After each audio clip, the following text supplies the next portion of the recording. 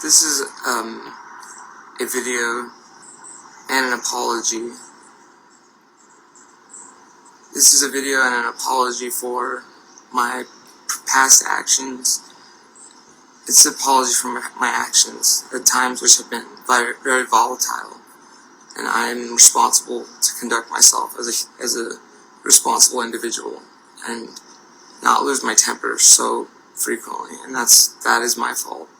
And I talked to a friend, and they said, your tone is just so angry that it's hard to understand where you're coming from. And that's why I want to make a video so you guys can understand a couple things. Well, as far as the group is concerned, Drew Fortune has slandered or defamed me by saying that I've never released a song or a single. The reason why he's particularly liable for it is that he writes for Rolling Stone and is signed as a music journalist. Now, I also sent Drew a song of mine about 4 or 5 years ago. I don't know if he remembers or not, so I can't, but I know that I sent it to him after he came on the podcast. I sent him Hotel and asked him to write about it, and he refused. Well, I don't know if he even acknowledged or listened to the song. I can't, all I know is I sent it to him, and I had a brief interaction with him on Twitter. And now Drew Fortune is emailing Bret, saying that he's mad that I'm acting out, right? Well, legally, Drew Fortune is defaming me, has defamed me, and Rolling Stone, potentially, I don't know. He has said something about my music career that is completely untrue, and he is responsible as a journalist to be ethical. And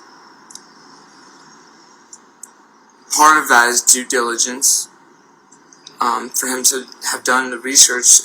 If he had done any research, he would have known that I've released a lot of songs. A lot, like several on Spotify. And he is like basically emailing my boyfriend daily saying things along the lines of, Todd's really out of control, Todd's really crazy, Todd's really this, and at first Bret thinks that I was potentially, but I think Drew messed up because I didn't post the videos that Drew is sending Bret. Now, I'm a YouTuber. I have a channel called Positive Momentum. I kind of turn it off and on because it causes a lot of issues. And there's a person named Michael Thompson in Texas who reposts my videos under something called Hollywood Laughing. It's Drew Fortune. No, it's Drew Fortune. Drew Fortune is. He's emailing Bret daily with links to a YouTube channel called Hollywood Laughing Stock, which is, I did not create that channel. It's my content though. It's all my content. It's clipped. So the guy, okay, yeah, no problem. You can ask any questions. I'm responsible for answering what, because I have to act, I'm not better at, I need to behave myself. Let's see. So Drew Fortune is a music journalist, and he said in a semi-public forum that I have no songs, and that all I do is live off Bret's money. Now, the Bret's money part is basically true, but I work too, and I sell books, so I've been contributing a little bit more this year, but I have been reliant on Bret for money. Yeah, that's true. And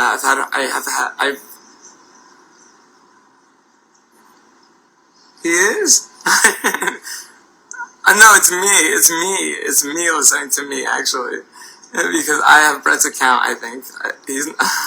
But Bret's listening to me because I sing in the apartment, so he hears me sing,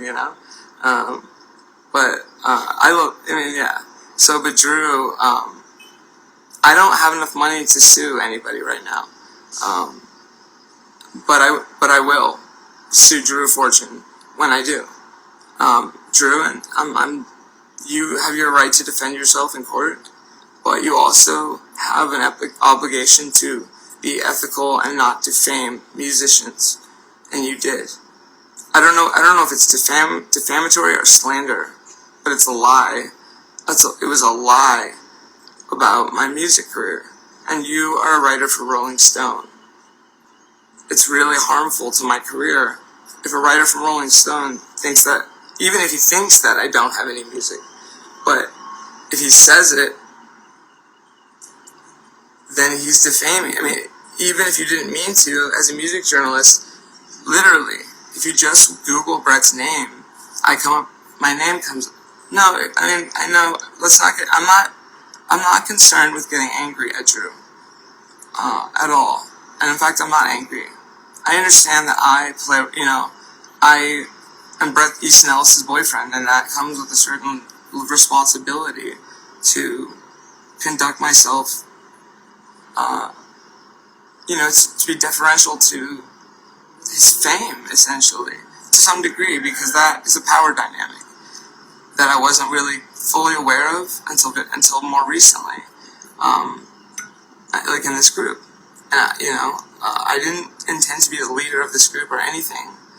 I just came because I am working on Bret's podcast with him, and I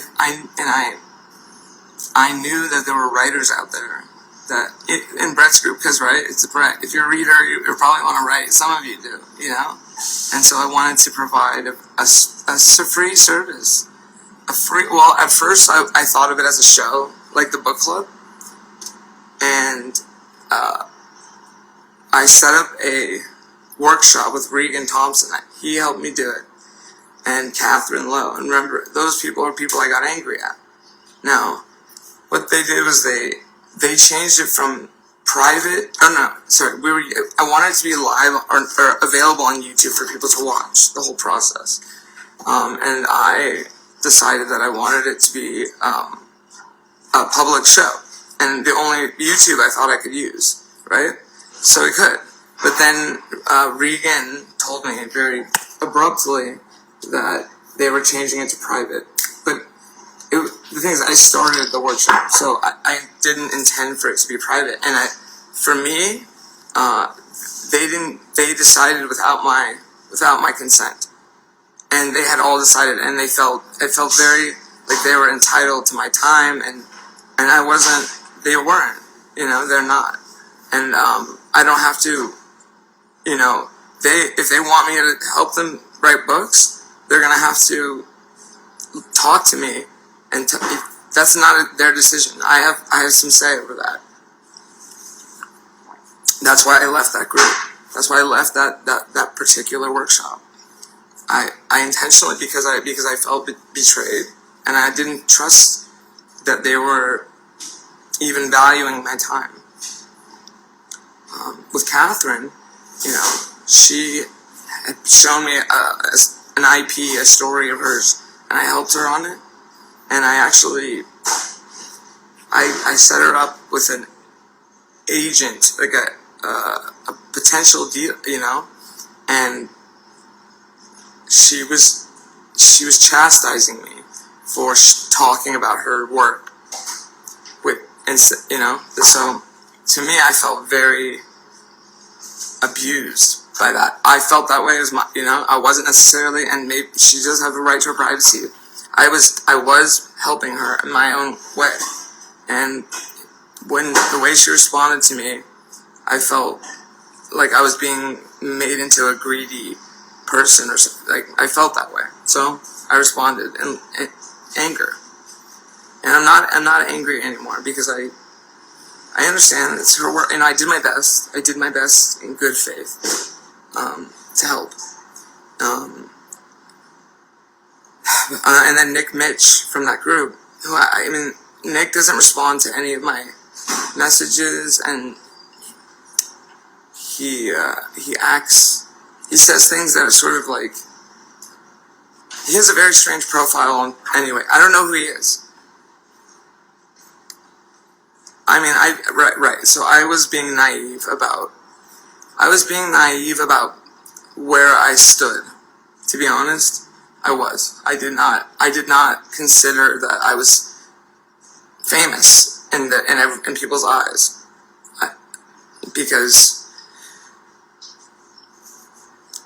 that's not really where I come from.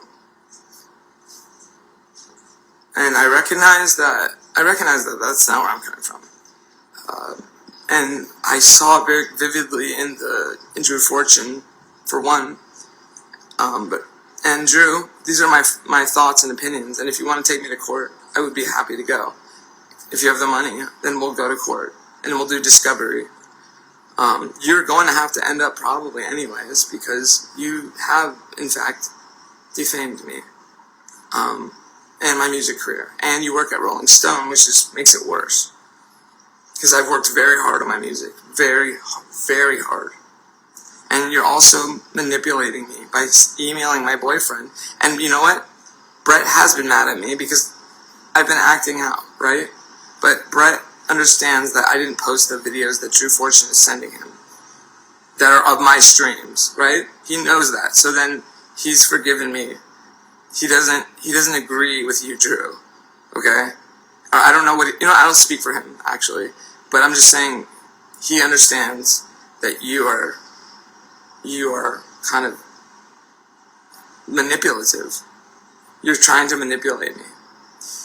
And you want me to not say what you did in legal terms, or get you thank you, Ryan. Thank you, I appreciate that. But Drew, you've done what you've done, and you can cry all you want to Bret, but that doesn't matter.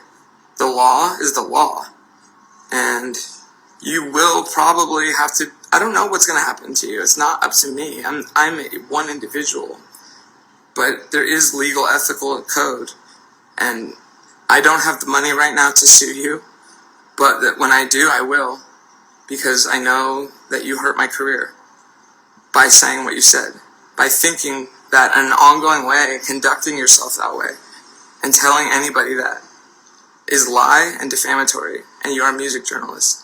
And I'm never going to forget that. So I'm not going to take my eye off of that, even if it makes you uncomfortable. In fact, it's your own fault if you feel uncomfortable because you did this to me. You are legally, potentially, in my opinion, no, it'll be getting me justice. It's the only thing. It'll be getting. I don't care if he's. Guys, fame is not that great. Okay, it ain't that great. Don't think it's something that you want so bad. This, is it worth being outed as an unethical journalist to be known? You know what? I don't care. I'm not interested in fame in that way. I'm not interested in thinking of fame that way. If it makes him famous because he defamed me and I can prove it, then that's fine for him. Good for him. If that's what his goal was, then that's okay with me. That's not my decision. My decision is that I would like to have justice for my music. And Dale, Bret's mom, helped me too with my career. She actually helped me set up. But you know what? Drew Fortune, as a Rolling Stone, didn't write about my music, even though I sent it to him. It cost me a lot of money. It cost a lot of money to set up that business, and a lot of time and hard work. And I don't know how you could have not known, Drew, that I had that music. I don't care, but Ryan, give him more attention. He deserves it. He deserves this attention. He deserves critique. He deserves to be acknowledged. And that's why I'm acknowledging him. And he hurt more than just me. He hurt my entire family by messing with my music career, or by ignoring it and not even and acting like I didn't do anything, right? Acting like I didn't make music when I did release music since 2013. My first single that I released was, and every time that I turn the lights down, you're the one to think you made everything possible. You from the bottom of my heart every day. 'cause you believed in me. And every time that I ever get down, think of all the days that we spent in a small town. Think about you every day. Let me say, hey, hey, 'cause you believed in me. And I wrote that song with Jocko Caraco, who's Miley Cyrus's guitarist. And I understand that now, saying that out loud, that sounds like a big deal, kind of, right? Like, oh, like, you know. But it doesn't, you know, that's not the point. The point is I released that song in 2013 and did a video around with, I think that year, maybe 14. And I did a lot of videos. I released an album, actually, that I took off because I didn't like the cover art. It was called Good Vibrations. It goes, oh, right now, we're kings and queens, sitting on the top of everything, feeling good vibrations rolling through the air. We've got good vibrations, good vibrations. The music's loud, I'm feeling good. If you can't feel it yet, then maybe you should. Good vibrations rolling through the air. We got good vibrations, good vibrations. That was the hook on Good Vibrations, which was the title track to the first album I released through Spotify. And Bret's mom helped me establish an LLC, a DLC, Doheny Road Music. And I attempted to launch a music career. I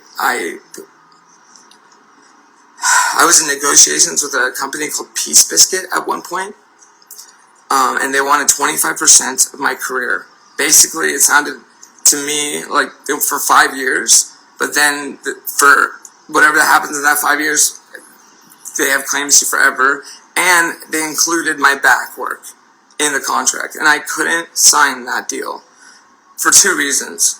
One, I don't want to give them money that they didn't earn, and two, I didn't enjoy talking to the people that work there. I really felt disrespected a lot of the time, and it just wasn't a good vibe. And I went back for a second faith negotiation a year later, and it just wasn't a good fit for me. I couldn't say yes because they wouldn't. Thank you. I appreciate that.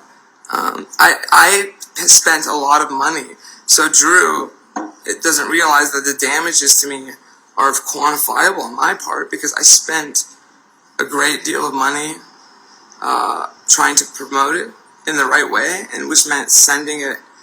There's paid services, and a lot of them said, this sounds like top 40. This sounds like top 40. This sounds like top 40. And